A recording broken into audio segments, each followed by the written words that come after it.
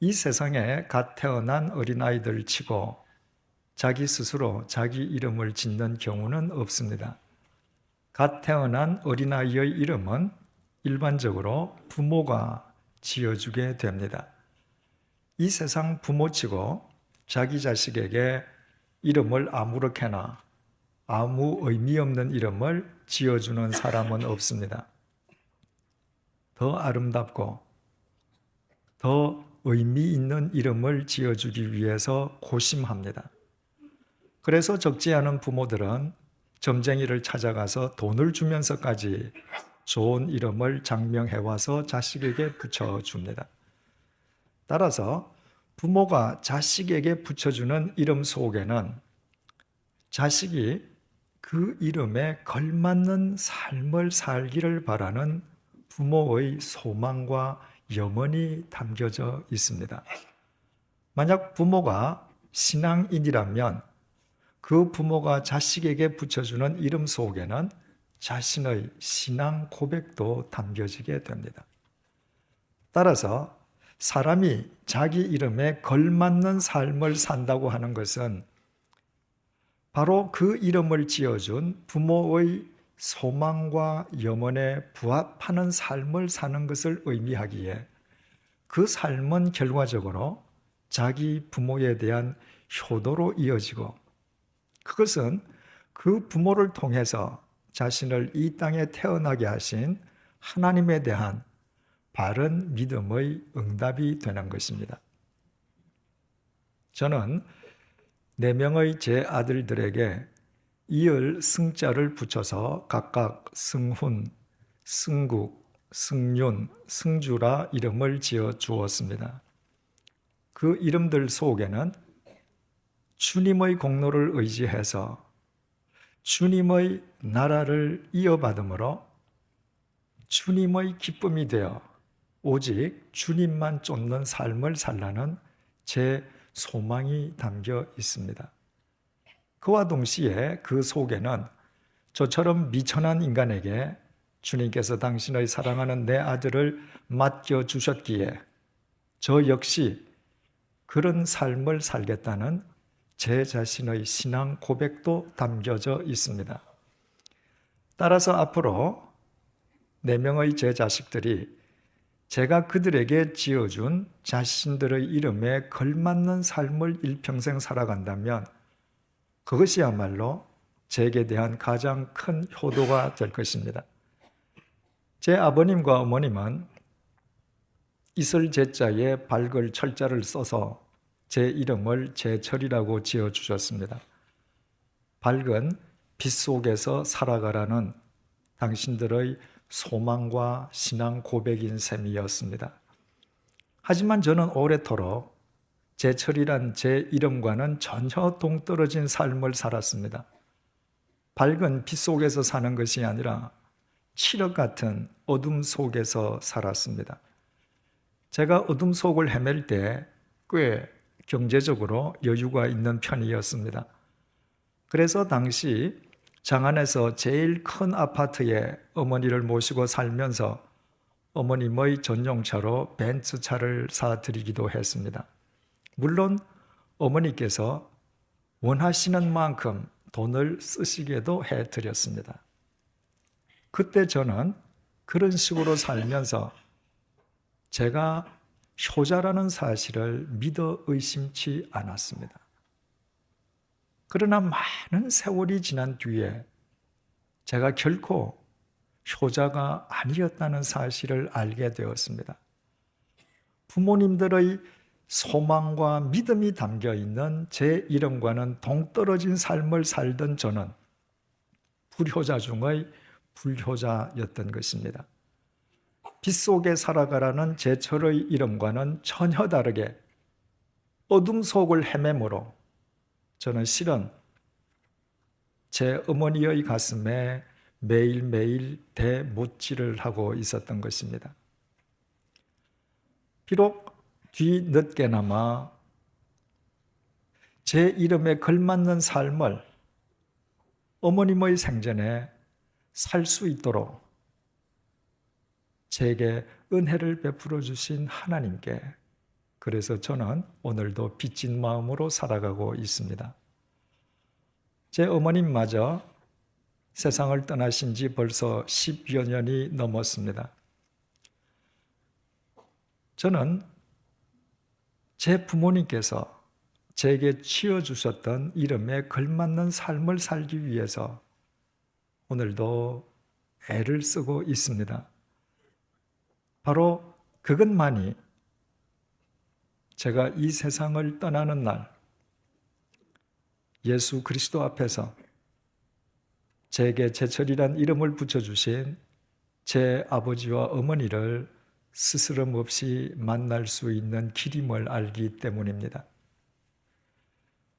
결코 잊지 마십시다.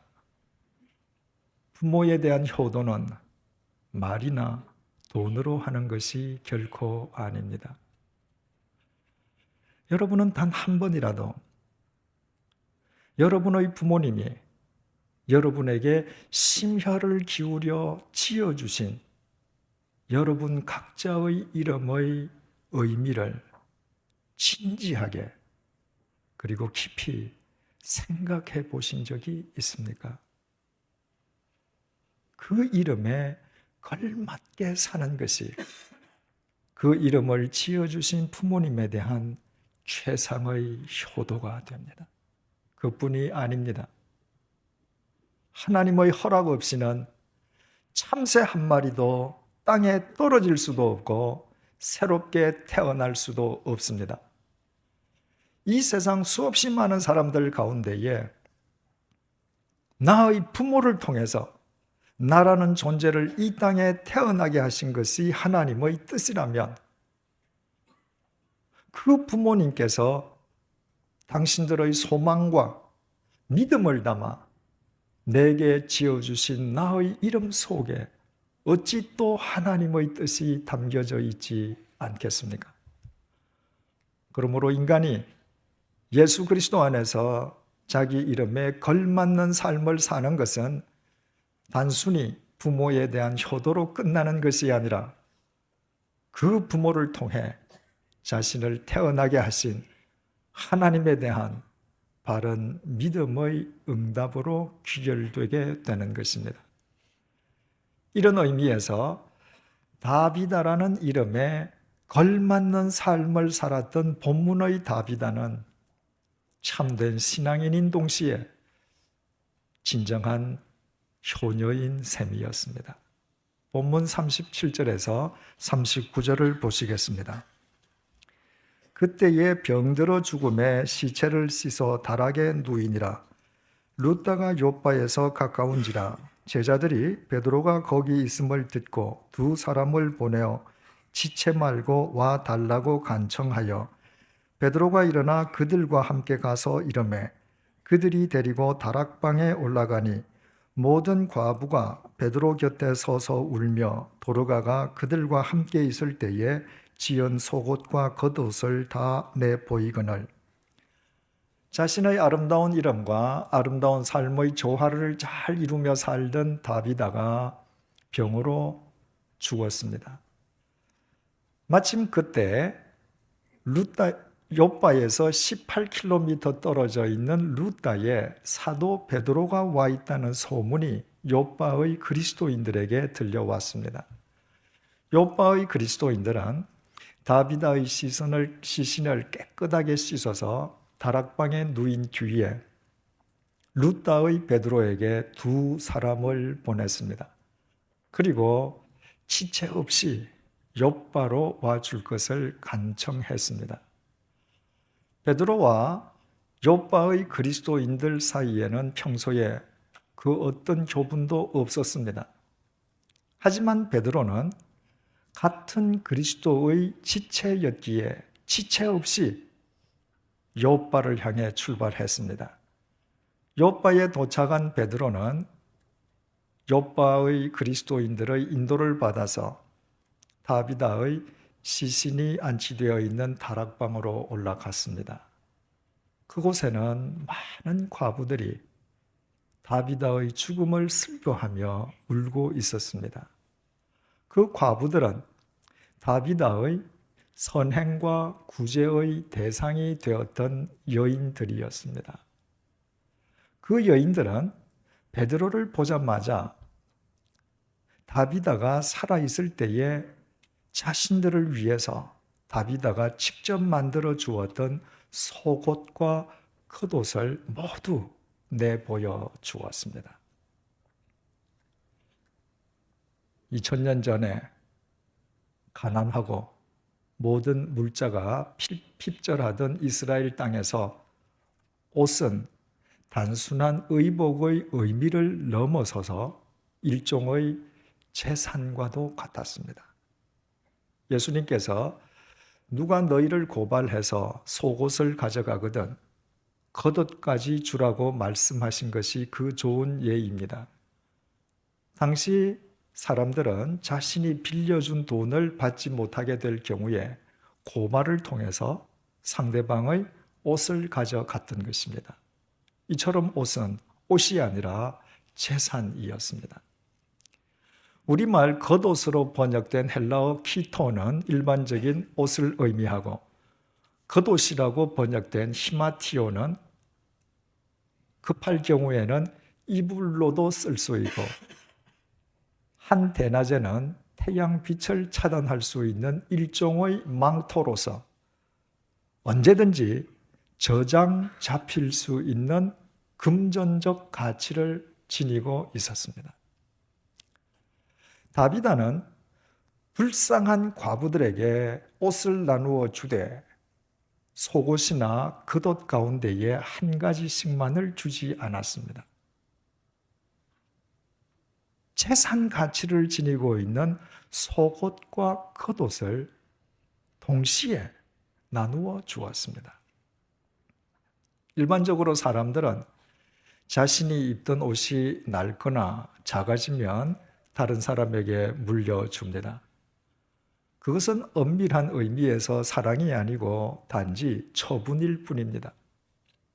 다비다는 자신이 못 입게 된 옷을 넘겨준 것이 아니었습니다. 다비다는 불쌍한 과부들을 위해서 자기 자신이 자신의 손으로 직접 만든 겉옷과 속옷, 다시 말해 새 옷을 나누어 주었습니다. 그것도 단 한 명의 과부가 아니라 수없이 많은 불쌍한 여인들에게 그렇게 나누어 주었습니다. 그러므로 베드로를 만난 과부들이 베드로에게 생전의 다비다가 그들을 위해 만들어준 겉옷과 속옷을 보여주었던 것은 바로 그 겉옷과 속옷이야말로 다비다가 살아생전에 얼마나 아름다운 삶을 살았는지를 생생하게 보여주는 사랑의 증표였기 때문입니다. 그러므로 그 과부들이 다비다의 시신 앞에서 슬피 우는 것은 너무나도 당연한 일이었습니다. 그 과부들은 다비다의 직계 가족들이 아니었습니다. 그런데도 그들은 다비다를 슬퍼하며 울었습니다. 그것은 그들을 사랑했던 다비다의 삶의 결과였던 것입니다. 그렇다면 우리는 여기에서 잠깐 우리 각자의 마지막 날을 생각해 보지 않을 수 없습니다. 만약 우리의 코끝에서 호흡이 당장 멈춘다면 진심으로 나의 존재를 아쉬워하며 슬퍼할 사람이 나의 직계 가족을 제외하고 이 세상에서 대체 몇 사람이나 되겠습니까? 그때 내가 살아생전에 진리 안에서 아름다운 삶을 살았다는 증표로 이 땅에 무엇을 또 남길 수 있겠습니까? 나의 코끝에서 호흡이 멎는 순간 본문에서와 같은 이런 아름답고도 감동적인 장면이 시신이 된 내 앞에서도 과연 가능하겠습니까?